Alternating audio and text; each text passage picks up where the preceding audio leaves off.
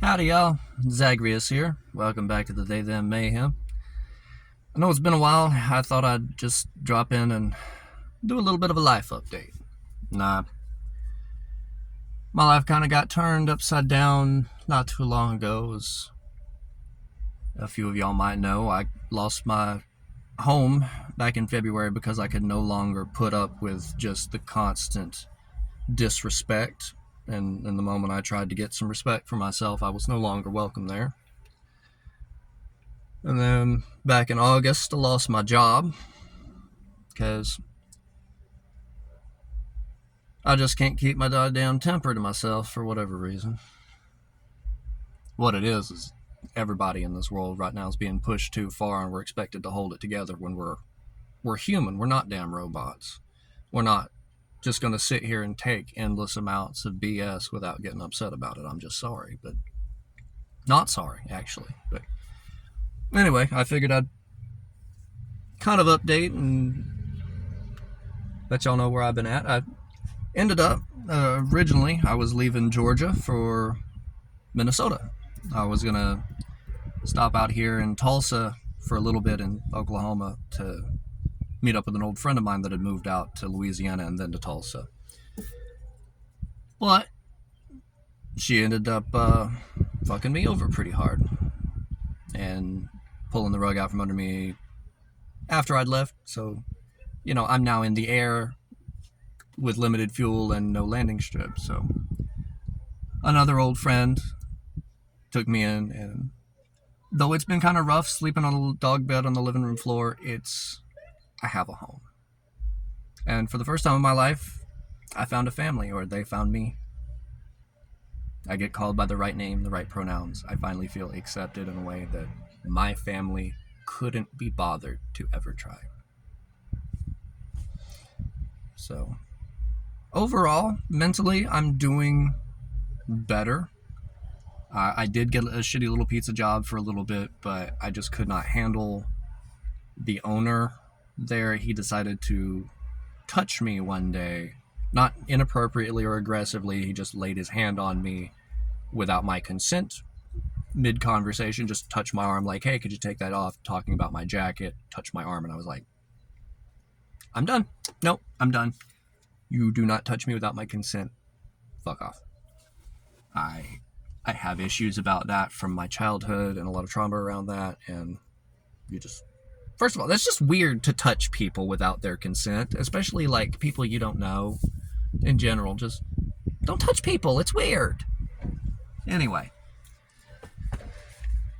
But I've been unemployed for a little while now, and I feel really bad, but it's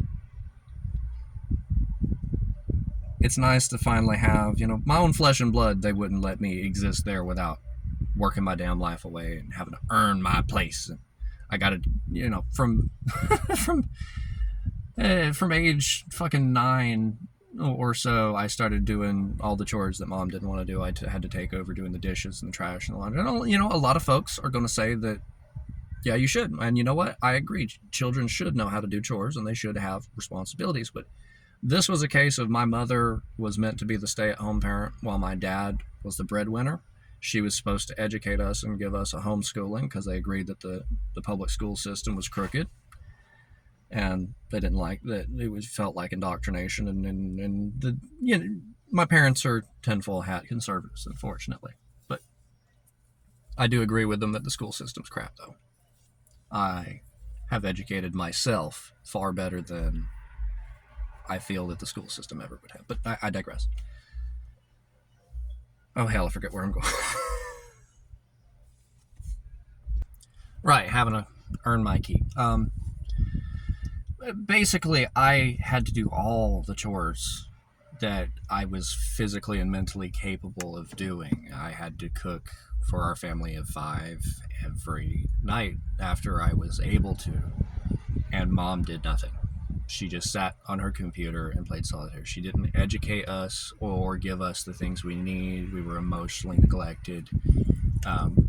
She was always in charge of making grocery lists and shit, and she would buy things for herself and not for us. We never really got a lot in the way of treats, let alone, like, a lot of the times we didn't really get much in the way of the bare fucking minimum. Like, we got to survive, but there was this one fucking time my mom went on a salad kick where all we ate were salads for 2 weeks. It's like, Mom, we need meat. We need protein, carbs, something other than fucking lettuce. I don't give a fuck what kind of diet you're trying to go on. We're not on that diet. Your children are starving because you're not cooking or providing the required nutrients. We're omnivores. We're not fucking rabbits. Anyway. But I have always been made to feel like I am a financial burden if I'm not productive. I have to be productive or I'm worthless.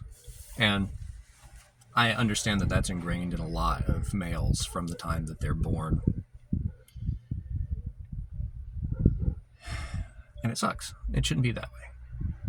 You're still human even if you're not productive. Because guess what? Capitalism and this productivity machine didn't always exist, and you were still human then. But anyway, now for once, I have a family that, doesn't hold my very existence against me like a debt I owe them. I have people who love and care for me and choose to feed me without needing to get something out of it. And of course they do get things out of it. Of course I pitch in, try to help around the house, and it's not like I'm being complete financial negative. I have my 401k from that shitty company that decided to kick me out. Chart. I have my 401k from there and a little bit of money from that, so we're actually using that to get out of current situation.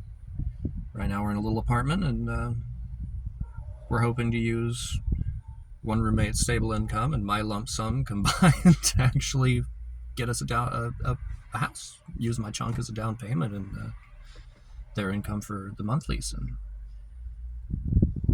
I've never had a house. I've never had a room of my... I've had a room of my own once, but not a lot of privacy. It's been really weird. My new family, they cleaned out a little linen closet in the hallway, so I had someplace to put my clothes, and I've been so intimidated by it because I've never had a closet before. I've never had a place to belong and put my things. And it's been really weird trying to get used to being wanted after spending so long wanting to be wanted. But... And my little son, my fluffball, Kyber, he's doing good. He's my roommates actually have 2 dogs of their own. Kind of a middle-aged girl and an older boy. And it's been really nice seeing my little pup. He turned a year old midway through November. His name's Kyber. I probably said that already. I love him. He's my whole world. But he's actually been helping the other dogs more. The older boy, Aries, he has had some mobility issues in his hips and stuff, but playing with the puppy all the time has actually helped him limber up some more and get some muscle back in his lower, body and everything, where he was completely, rather atrophied before. And the middle-aged girl, Cassie, she had a little bit of a tum, and that's started to slim down too from playing. And God, she was so nervous and anxious around other dogs and stuff at first, and wasn't really much of a social play bug, but she's come out of her shell. It's blown us all away. They've had her for years and they've never seen her this playful. But yeah, I'm stuck over here in Flat Hell, Oklahoma City. I don't hate it. It's not home. I miss the mountains. I miss the streams. I miss all the green. God, I miss the green. I miss Atlanta, the bar scene. I miss being able to just disappear off in the woods and have little back roads and just not be found.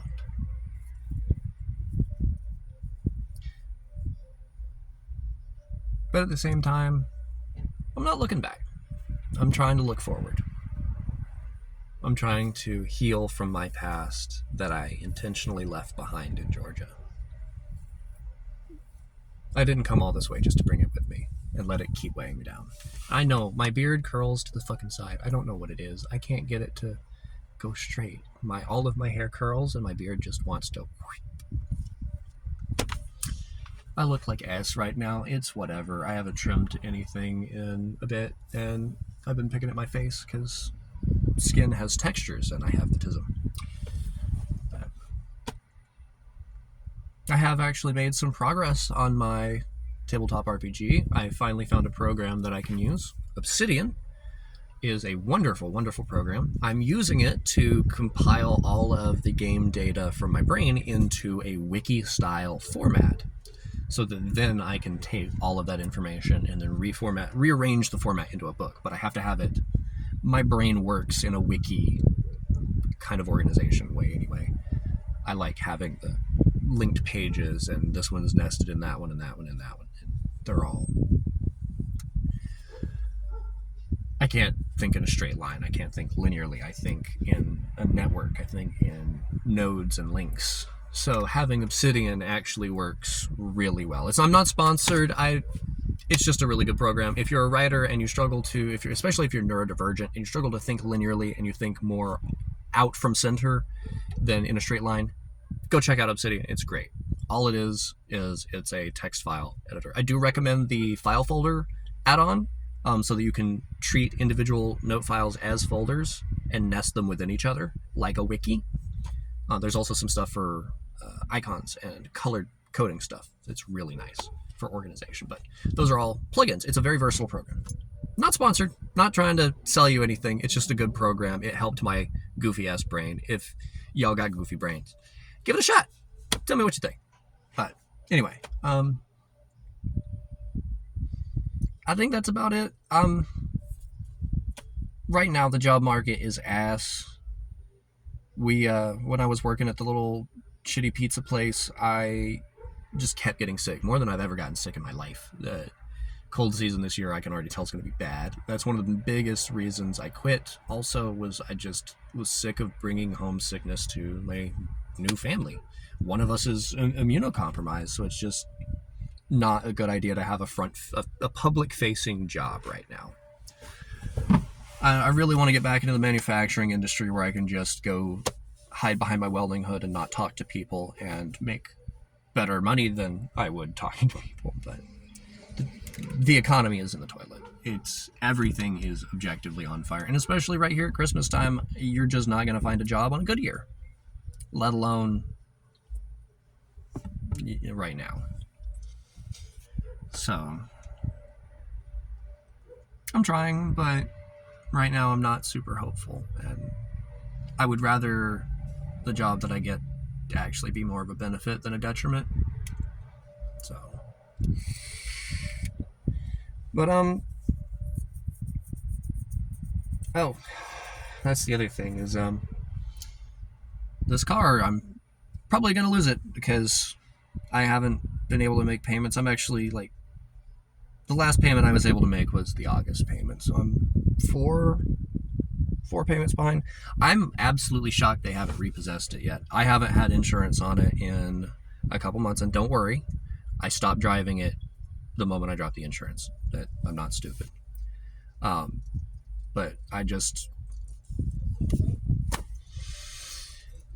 I haven't. There's no way I'm going to be able to get $600 a month for this plus insurance off of a $12 an hour part-time pizza job. I was just never going to do that, and there's not a job available to me right now that would allow me to make those payments. I really want to. Up until I lost my job in August, I never missed a payment, ever. I was rarely even late. I miss making $29 an hour as a TIG welder, but